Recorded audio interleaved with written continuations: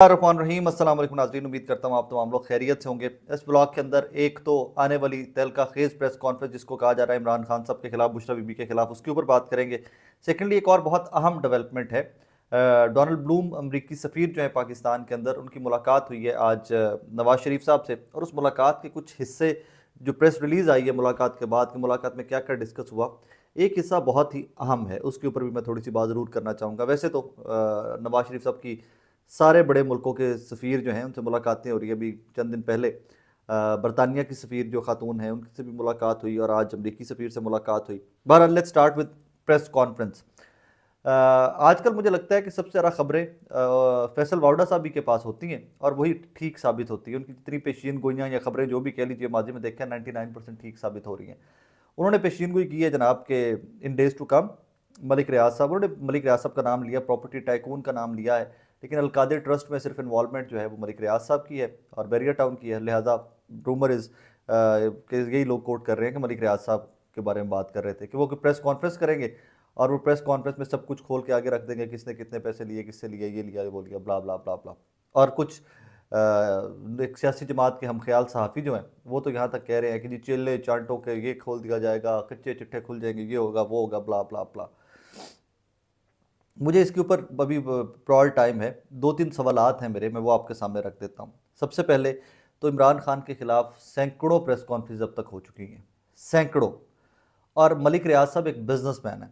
मलिक रियाज की press conference का ज़्यादा इम्पेक्ट होना चाहिए, या जहांगीर तरीन और अलीम खान की प्रेस कॉन्फ्रेंस का ज़्यादा इम्पेक्ट होना चाहिए, या सरवर खान की प्रेस कॉन्फ्रेंस का ज़्यादा इम्पेक्ट होना चाहिए?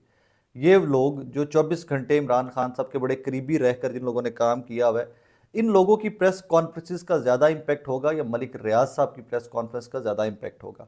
रेहाम खान जो इमरान खान साहब की बेगम रह चुकी हैं, उनकी प्रेस कॉन्फ्रेंस का ज़्यादा इम्पैक्ट होगा या मलिक रियाज साहब की प्रेस कॉन्फ्रेंस का ज़्यादा इम्पैक्ट होगा?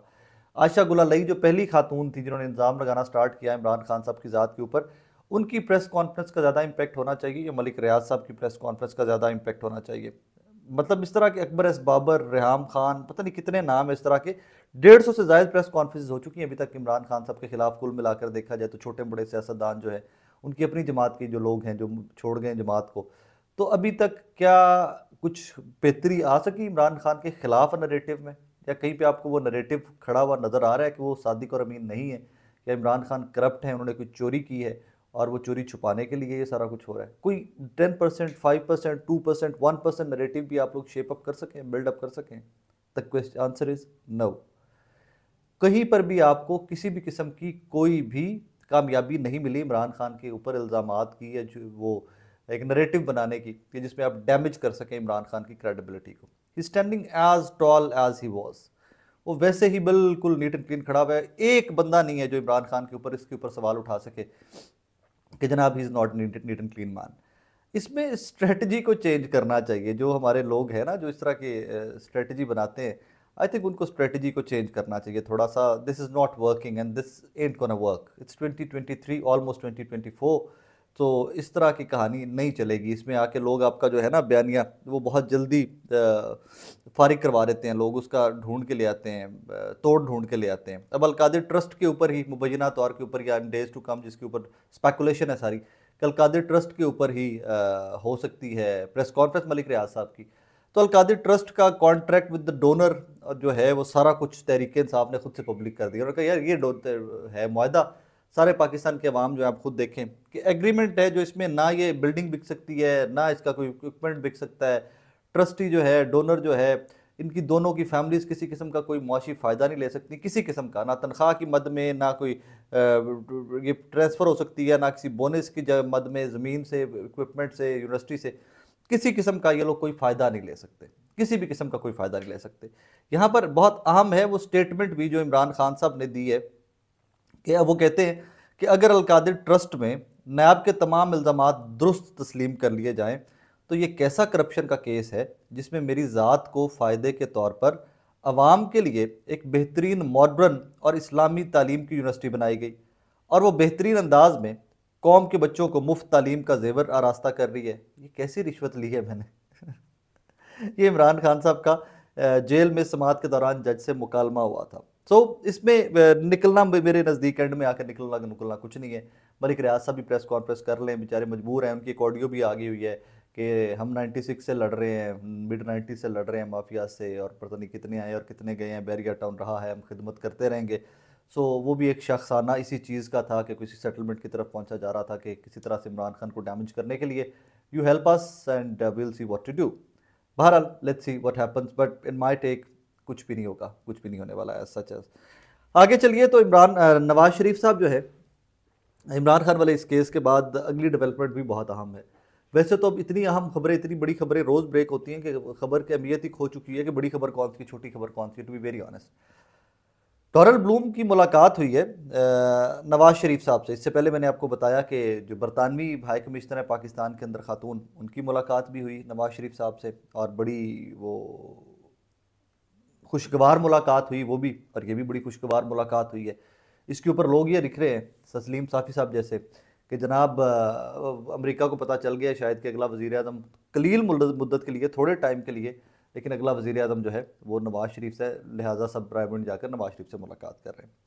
इसमें एक जुमला है, उस जुमले के ऊपर आपने गौर करना है, और उसको ज़रा दोबारा से मैं 2 दफ़ा पढ़ूंगा, आपने गौर से सुनना है। Excuse me.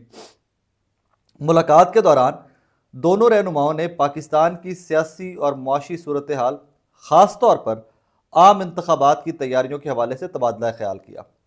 उन्होंने एतमाद का इजहार किया कि आज मुल्क को दरपेश लातादाद मसाइल और बहरानों से निकलने में पाकिस्तान के अवाम एक बार फिर पाकिस्तान मुस्लिम लीग नून को कायदाना किरदार देकर अपना भरपूर एतमाद करेंगे। दोबारा सुनिए, ये डोनाल्ड ब्लूम की बात कर रही है, अमेरिकी सफ़ीर की बात कर रही है ये प्रेस रिलीज़, और उनके मुताबिक, नून लीग के मुताबिक, डोनाल्ड ब्लूम ने कहा है कि वो उम्मीद करते हैं कि पाकिस्तान के अवाम आज पाकिस्तान को जो दरपेश लातादाद मसाइल हैं, उन मसाइल और बहरानों से निकालने के लिए पाकिस्तान के अवाम एक बार फिर मुस्लिम लीग नून को कायदाना किरदार देकर अपना भरपूर एतमाद करेंगे। मतलब ये कि अमेरिका ने जाकर ठप्पा लगा दिया है कि जनाब साढ़े वालों वज़ीर आज़म तुसी हो। बरतानिया ने भी इससे पहले जाकर ठप्पा लगा दिया कि साढ़े वालों वज़ीर आज़म तुसी हो। ये सारे ममालिक बहुत अहम है पाकिस्तान के लिए, वी नो दैट, लेकिन इतने अहम कभी भी नहीं है कि आपके इंटरनल डिसीजंस के अंदर, आपके अंदरूनी मसाइल और अंदरूनी जो आपके हैं सियासी मामलात, उसके अंदर ये हद तक आकर इन्फ्लुएंस करें कि ये आकर कह दें कि जी हमें एतमाद है कि आप ही के ऊपर एतमाद करेंगे पाकिस्तान के अवाम। क्यों भाई, हुआ यू? अभी डोनाल्ड लू और वो साइफर और सारा वो सागा तो भी ऑन है, वो सारी कहानी चल रही है। तो उससे पहले ही आप क्या पाकिस्तान के अवाम को ये इंप्रेशन देना चाहते हो कि पाकिस्तान के अंदर इलेक्शन जो है वो अमेरिका और बरतानिया करवाता है, जिसके ऊपर तुम लोग हाथ रखोगे वो जीतेगा, जिसके ऊपर तुम ठप्पा लगाते हो वो जीतेगा। पता नहीं लोगों को क्या हो गया और कौन है जो इस तरह की प्रेस रिलीजेस जो है वो जारी कर देते हैं। You need to understand one thing, Pakistani अवाम में नफ़रत सियासत के अंदर इसलिए बढ़ती जा रही है कि हमें ये बार बार बावर कराया जाता है, हमें ये बार बार बताया जाता है कि वी आर डमीज़, हम कंट्रोल किए जाते हैं। हमें बरतानिया, अमेरिका, सऊदी अरेबिया, यूएई, ये तमाम ममालिक जो हैं हमें कंट्रोल करते हैं since they donate us, since they give us money. हम पे पैसा फेंकते हैं, हमें गरीब मुल्क हैं, हमारे हालात वाक़यात नहीं अच्छे, तो हमारे ऊपर पैसा फेंकते हैं और हमें फिर वो कंट्रोल करते हैं। I don't know what to say on this. Clear cut आप इसको इंटरवेंशन कहिए, क्लियर कट आप इसको आपके अंदरूनी जो मामलात हैं पाकिस्तान के अंदर, उनके अंदर ये स्टेटमेंट जो मैं इसकी बात कर रहा हूँ, अंदरूनी मामलात के अंदर इसको मुदाखलत कहिए, कुछ भी कहिए, एक सफ़ीर की जानिब से एक सियासी जमात के लिए इस तरह की स्टेटमेंट आना मेरी समझ से बालातर है। लेकिन आज ही मुस्लिम लीग नून के कुछ यूथ की एक मीटिंग राना मशहूद साहब ने, राना सिकंदर साहब ने ली है, और वो ministry of sports and youth affairs के ऑफिस में ली है। सो अनऑफिशियली नहीं, ऑफिशियली मुस्लिम लीग नून सेटअप तो पाकिस्तान का टेक ओवर कर चुकी हुई है, और बस इलेक्शन एक फॉर्मेलिटी है मेरे नज़दीक। तो I will be very honest with you, election एक फॉर्मेलिटी है मेरे नज़दीक, और मैं तो उस पर कायल हूँ कि वो फॉर्मेलिटी भी पूरी करने का कोई फ़ायदा नहीं है। अब मतलब अरबों रुपया ही लगाना है आपने, ठीक है, केयर टेकर सेटअप जिस तरह चल रहा है, काकड़ साहब की जगह नवाज शरीफ साहब को ले आए, और इसी तरह निगरान काबीना ले आए एक, और ना निगरान काबीना को कहें जी आपने साल 2 साल जितने हमें नून लीग की हेल्प की ज़रूरत है या हमने आपको बिठाए रखना है, उतनी देर ये सेटअप इस तरह ही चलता जाएगा। रीज़न कि एक तरफ गुर्बत है, गरीब मुल्क हैं, पैसा नहीं है इलेक्शन के लिए, ये नहीं है वो नहीं, सारी स्टेटमेंट्स ऑन रिकॉर्ड पड़ी हैं पुरानी। क्या फ़ायदा इस सारी कहानी का? What is the point of it? I would be very honest. Disappointment है, जब उठते हैं कोई ना कोई खबर इस तरह की होती है कि आपकी फ्रस्ट्रेशन और डिसअपॉइंटमेंट जो है उसमें मज़ीद इजाफा होता है। बहरहाल अमरीकी मुदाखलत, बरतानवी मुदाखलत के तमाम बड़े मुल्कों की मुदाखलत जारी है and unfortunately there is nothing what we can do. अपना बहुत सारा ख्याल रखिएगा, दुआ में याद रखिएगा। अल्लाह हाफ़िज़।